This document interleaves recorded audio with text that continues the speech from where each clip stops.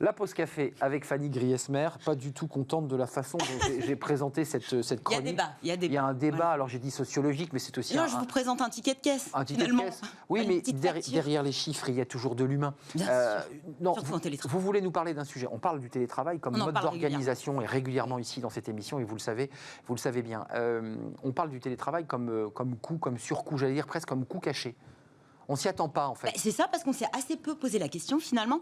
Travailler depuis la maison, c'est une norme. Depuis 11 mois, jour pour jour, c'est un petit répit avant l'anniversaire des 1 an, la première bougie. Télétravail souvent imposé de force dans la vie des entreprises et 2 millions de salariés néophytes en la matière. Beaucoup ont dû s'organiser, voire se réorganiser. Beaucoup de questions sont soulevées toujours régulièrement. Il y en a une à laquelle on n'avait pas forcément pensé, c'est effectivement combien ça coûte. Et elle nous concerne forcément directement. Il y a plein de petites choses.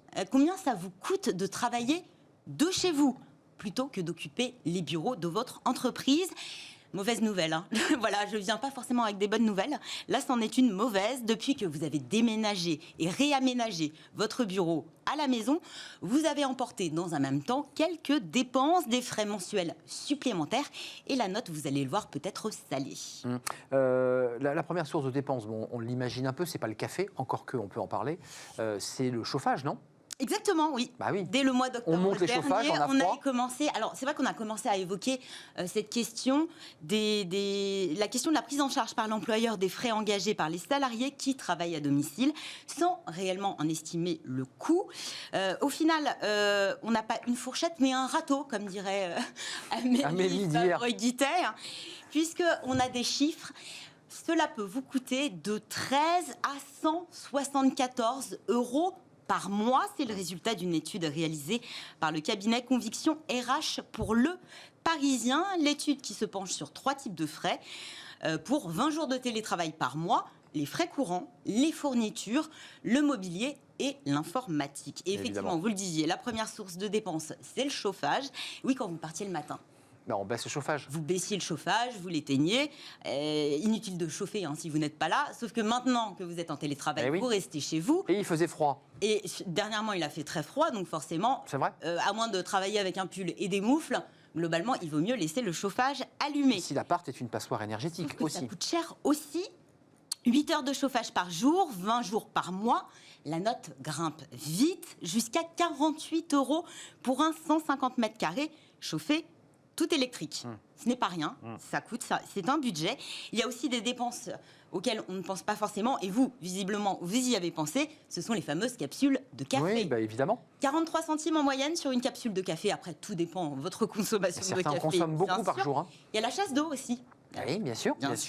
Votre ordinateur qui reste branché, quand même un petit peu sur le secteur, parce que globalement, même si vous avez une bonne batterie, il faut le rebrancher.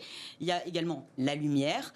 Et en plus de tous ces frais courants, les achats de fournitures, stylos, papier, cartouches d'imprimante si vous en avez une, voire de l'équipement matériel et informatique, des coûts fixes mais non négligeables. On pense notamment aux bureaux, aux fauteuils, aux casques, à la fameuse parfois fournie par l'entreprise. Deuxième écran, pas toutes. Apparemment, elle serait de l'ordre de 44%. Donc une entreprise sur 2, moins même.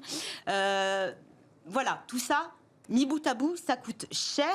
Alors, ça dépend de votre profil, parce que finalement, on vous donne cette fourchette qui s'apparente plus à un râteau. Ça dépend de est-ce que vous avez des tickets restaurants? Non. En général, remboursement de passe Navigo ou pas. Ça dépend également des frais d'équipement. Donc on n'évoque pas les repas. En fonction de votre métier. Au final, ceux qui réalisent de vraies économies, ce sont ceux qui ne vont plus travailler et qui ne prennent plus la voiture pour se déplacer, puisqu'ils économisent automatiquement pas mal de plein d'essence. Et qui ne mangent plus au restaurant tous les midis, puisque certains collaborateurs sont tous les midis au restaurant. Mais l'employeur a l'obligation de continuer à vous fournir des tickets restaurant. Remboursable, pas remboursable, qu'est-ce que dit l'entreprise là-dessus? Elle ne dit rien, à vrai dire. Chacun fait ce qu'il veut. Pas grand-chose. En tout cas, c'est le flou totalement artistique, on ne va pas se le cacher. C'est vrai que la ministre du Travail, Elisabeth Borne, a indiqué à plusieurs reprises que le télétravail ne devait rien coûter aux salariés. Mais dans les faits, on est loin du compte. Alors, il y a d'abord cette ordonnance du 22 septembre septembre 2017 qui a modifié l'un des articles du Code du travail pour supprimer l'obligation pour l'employeur de prendre en charge tous les coûts découlant directement de l'exercice du télétravail. Sauf qu'un autre article du Code du travail, lui, rappelle que l'employeur a les mêmes obligations à l'égard du salarié en télétravail qu'à celui des autres salariés. Enfin, il y a l'ANI, cet accord national interprofessionnel sur le télétravail qui a été signé par le patronat et les syndicats en novembre dernier, qui indique quant à lui qu'il appartient à l'entreprise de, je cite, prendre en charge les dépenses qui sont engagées par le salarié pour les besoins de son activité professionnelle et dans l'intérêt de l'employeur et après validation de l'employeur. C'est très compliqué. Parce que vous l'aurez bien noté, déjà, on ne détaille pas du tout le type de dépenses qui peuvent être remboursées. D'autre part, vous aurez bien noté le après validation de l'employeur. Donc, l'ANI renvoie à la question du dialogue social et laisse l'entreprise négocier en son sein ou par accord de branche. Donc, c'est extrêmement compliqué. Le souci, c'est effectivement d'évaluer ce qui relève du professionnel et du personnel, notamment en ce qui concerne les frais courants, l'eau, l'électricité. Et là, on s'aperçoit que finalement, cette fameuse frontière vie pro, vie perso, si ténue, déjà vous avez du mal dans l'exercice de vos fonctions, j'ai envie de vous dire, elle se répercute là aussi dans votre budget. Merci Fanny. Il faut quand même préciser qu'en télétravail, on dépense moins de vêtements. C'est peut-être la seule bonne nouvelle. Mais oui, vous avez raison. On ne l'a pas évoqué, il n'y a plus le costard, on n'est pas obligé de se mettre sa chemise. Vous pouvez rester en pyjama. Voilà, il y a moins de pressing, forcément, on est un peu en haillon. Merci Fanny. On a un peu dépassé le temps, mais c'était un vrai plaisir.